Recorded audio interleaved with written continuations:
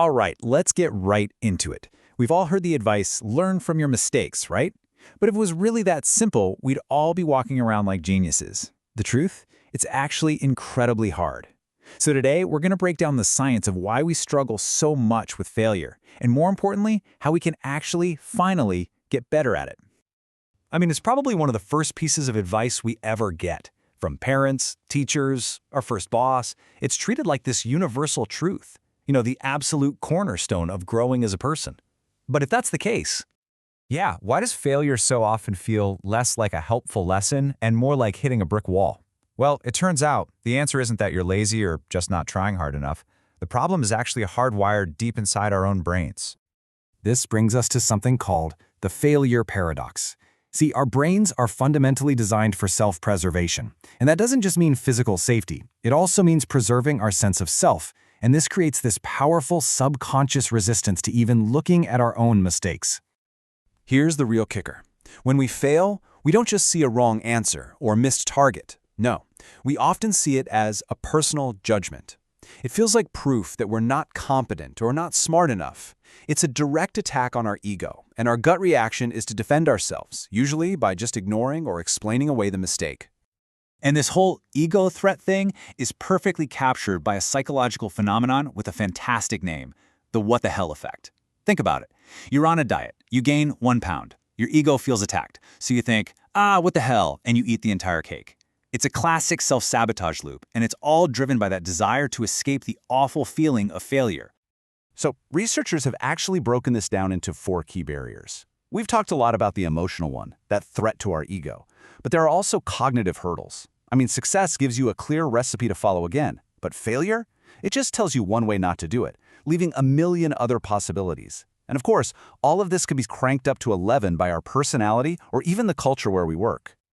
Okay, so we're basically wired to avoid learning from our own mistakes. That's the bad news. But here's the good news. We can actually rewire ourselves by developing one specific skill, and that skill is psychological resilience. Let's dig into what that really means. Our whole modern understanding of resilience really kicked off with this incredible study back in the 70s. A psychologist named Emmy Werner followed a group of at-risk kids in Hawaii for 40 years. She found that while 2/3 of them struggled, as you might expect, a full 1/3 of them just thrived. They grew up to be caring, confident adults. She called them resilient. So what is it really? Well, at its core, resilience is simply our ability to bounce back. It's not about being tough and never feeling stress or hardship, not at all. It's about how well we navigate through the tough times and come out the other side without being permanently knocked off course. Now, listen up, because this is a total game changer. For the longest time, people thought of resilience as a fixed trait, like your eye color. You either had it or you didn't. But the modern scientific view sees it as a process, a dynamic skill. And that shift in thinking is everything, because it means resilience isn't something you're born with, it's something you can build. Which, of course, brings us to the practical part. If resilience is a skill, then how the heck do we practice it? Well, let's open up the toolkit and look at some science-backed strategies you can literally start using today. So to get past that core emotional barrier, we've got to manage the ego. One really clever trick is to just remove your ego from the equation entirely by studying someone else's mistakes. Or you can actually strengthen your ego by reframing your own failure as valuable data that you can use to help other people. And another super powerful tool is something called cognitive reappraisal. It's basically just the practice of consciously changing the story you tell yourself, seeing a setback not as a failure but as an opportunity. Okay, here's a simple but powerful technique you can try right now. It's called cognitive distancing. The next time you mess up, instead of thinking, why did I do that?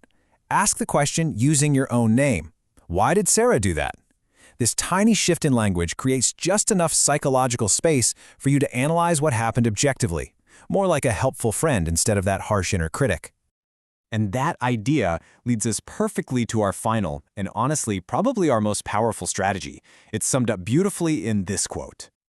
Let's talk about momentum, because this is the ultimate antidote to that ego-crushing what the hell effect. When a huge goal feels completely overwhelming, the secret is to stop staring at the distant finish line and just focus on the very next step right in front of you.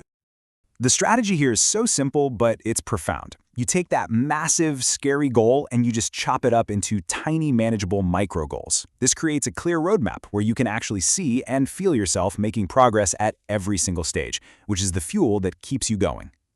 What you're doing here is harnessing the incredible power of compounding. It's just like investing money. A tiny improvement today might feel totally insignificant, but over time, all those little wins stack on top of each other and eventually lead to these huge exponential results that you never thought were possible. So, how do you actually do this? Well, a few key things. Always tie those short-term wins back to your big vision. Ditch perfectionism and just focus on making progress, any progress. If you're leading a team, give them ownership over these small tasks. And this last one is critical. You have to celebrate every single win, no matter how small. And what's really cool is that this approach isn't just about you. It has this massive ripple effect on teams. When small wins are celebrated and mistakes are treated as learning moments, it builds something called psychological safety. It's really just a fancy way of saying it creates an environment where people feel safe enough to take risks, speak their minds, and fail, together. And that is the fertile ground where real innovation happens. So, I'll leave you with this one question. Forget about that massive goal for just a minute. Instead, think about the very next step. What is one small, tangible, achievable win you can create for yourself right now, today? Because that is where the real journey begins.